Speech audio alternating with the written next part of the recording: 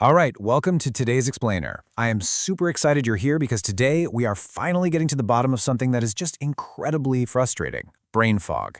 We're going to take a strictly investigative, evidence-based approach to this whole thing. No fluff, no generic advice, and absolutely no snake oil. Just a clear, direct breakdown of the underlying biology of why your brain feels so sluggish and the clinical solutions that may actually help you get your clarity back. Thinking through wet concrete. Man, if you have ever dealt with persistent brain fog, you know exactly what this means. I really wanted to start here because it's just so important to validate this feeling. It's not just being a little tired. It is this heavy, frustrating physical reality where you forget words mid-sentence, your thinking slows to a crawl, and honestly, basic concentration requires monumental effort. It is a real physiological experience, and no, you are not imagining it. Okay, let's dive right into this. Here is our roadmap for today. 1. Biological causes. 2. The sleep paradox. 3. Clinical evidence. 4. Timelines. And 5. The verdict. Section 1. The biology of brain fog and our 5 biological suspects. So, the biggest myth we really need to dismantle right out of the gate is that brain fog is just one specific thing. It isn't. There's no single medical diagnosis or blood test for brain fog because it's actually a cluster of symptoms stemming from entirely different biological mechanisms in your body. We've got 5 main biological culprits here: sleep quality, chronic cortisol elevation, vitamin B12 and folate deficiency, neuroinflammation, and acetylcholine depletion. What's truly fascinating about this list is that having high cortisol from chronic stress, having low dopamine, or having underlying inflammation will all produce exactly the same foggy symptoms, but they're doing it through completely different pathways in your brain. So throwing some generic brain pill at this just won't work if you're targeting the wrong pathway. Moving to Section 2. The sleep quality paradox and why 8 hours isn't always enough. And this brilliantly illustrates the core issue. Sleep is the absolute most common assumption people make about their mental fatigue. They think, well, I'm foggy, I must just need more sleep. But looking purely at sleep quantity, the sheer hours you spend lying in bed, often misses the real problem entirely. We have to look at sleep quality, which involves vital biological processes like actually hitting your deep, slow-wave sleep stages.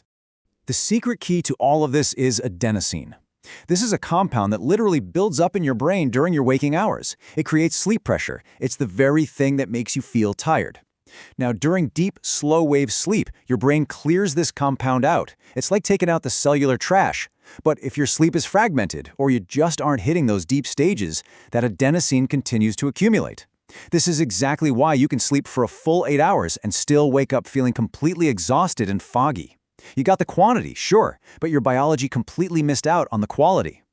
All right, Section 3, clinical evidence for supplements and targeted support. Now, what's really interesting here is how specific clinical doses map directly to the mechanisms we were just talking about. Let's map out the clinically supported solutions that may actually help clear that fog. Bacopa Monnieri, specifically at 250 to 300 milligrams, has incredibly solid evidence for supporting memory and learning. Then there's L-Theanine at 100 to 200 milligrams, which supports calm focus. It's what gives you that sharp clarity without the jittery, anxious feeling of a heavy stimulant. And Ashwagandha KSM-66, at a very specific 600 milligram dose, directly targets cortisol reduction. I really want to emphasize this number, 32%. In a published clinical trial, participants taking 600 milligrams of that specific Ashwagandha KSM-66 extract saw a 32% reduction in serum cortisol over an 8-week period. Think about that. If your brain fog is driven by chronic stress, meaning, you feel way worse under pressure, but suddenly your brain works perfectly fine when you're on a beach holiday, this demonstrates perfectly how a targeted adaptogen can significantly support your body's stress management. We also got to quickly touch on some foundational supports. Vitamin B12, specifically the active methylcobalamin form, is absolutely crucial for myelin synthesis. That's the insulation around your nerve fibers that allows for fast neural transmission. Literally, if you're deficient, your brain sends signals slower. Then we have omega-3 fatty acids at around 2 grams a day, which may help reduce the neuroinflammation that can actually block serotonin production.